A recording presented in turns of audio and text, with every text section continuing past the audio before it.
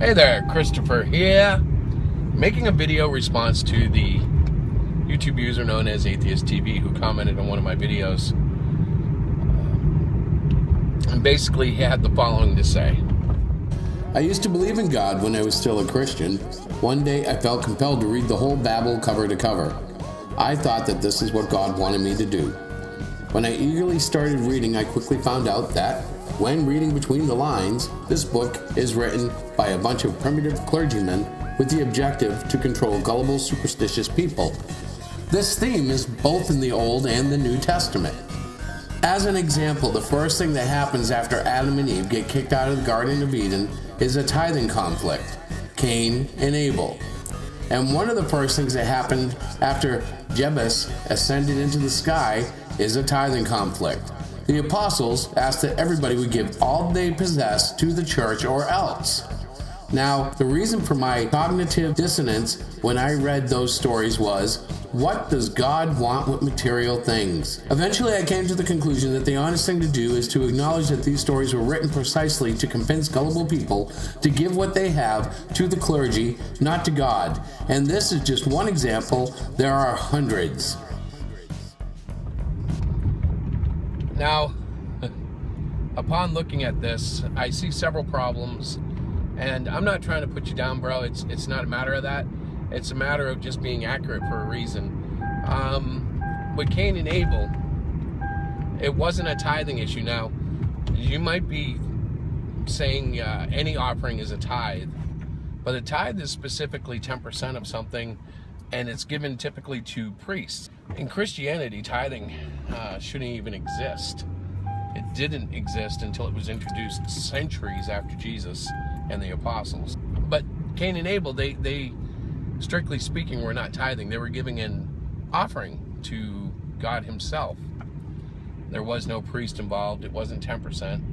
It was truly an offering given to God, in theory, out of love. And the point of that story wasn't saying, well, if you don't give as you should, you might end up killing your brother. The story was, basically, if you're not going to do it right, don't do it at all.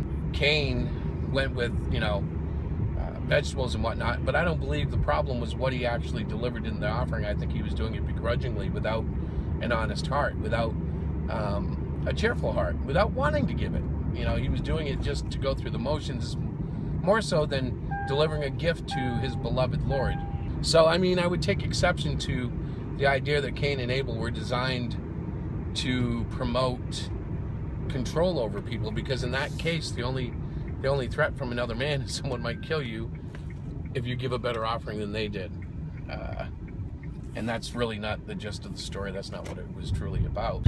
So to answer your question about what did God need material items for?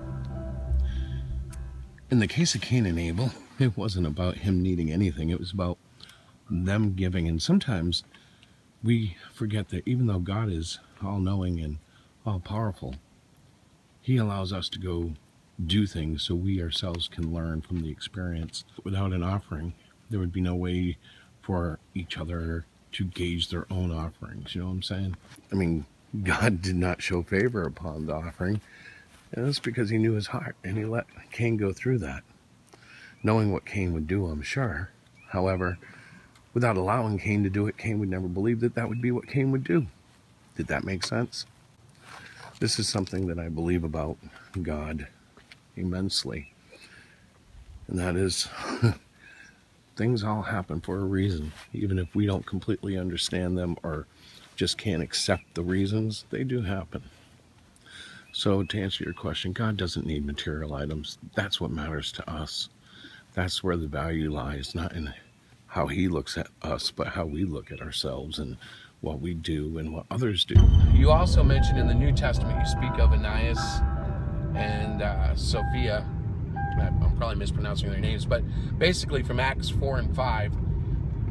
And the way you characterized it was that the apostles had determined that everybody should give everything to them and whatnot, but that's not at all what happened. The apostles weren't demanding everybody give everything. What happened was everybody was of one mind, and they were giving and selling everything they had to take care of each other. I think the reason the apostles were receiving the goods is because they were the most trustworthy of the movement. They were the originators, short of Jesus Christ, the leaders, and by that nature, they ended up being the ones responsible for the distribution of the funds. In that story, God took the lives of these two people, but it wasn't because they didn't give everything. It was because they lied and said that they were giving everything when they held back money.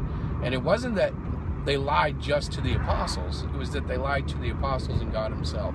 The motive of that story may appear to be, well, if you don't give everything, you're going to die. But really, it's don't lie to God, because God knows. Now, you can say a lot of things about the Bible. You can criticize it. But the biggest thing to me is the Bible in the hands of a non-believer is just a really long series of books, loosely tied together through common themes. But in the hands of a believer, it becomes the perfect word of God as the Holy Spirit leads one through the scriptures. I understand that science has taught you certain parameters to determine whether or not something is true. However, spirituality and science, as much as people want to say can be in complete harmony, they really aren't. Rules that apply to this world don't necessarily apply in the next. At least in my humble opinion. Can I prove any of this to you? Probably not. Not in any way that would empirically satisfy anybody. And that's okay too, because maybe it's not your time to get it. Maybe I haven't gotten what I need to get yet. All I know is that I don't want to fight with people about this. However, when I see you mischaracterize what's happening or mislabel something, such as calling Cain and Able and Annias and Sophia tithing incidents, then I feel the need maybe just to speak up, if nothing else, to lend another understanding of what's going on with those passages. Well, until next time, happy Jesus Day. God bless and peace out.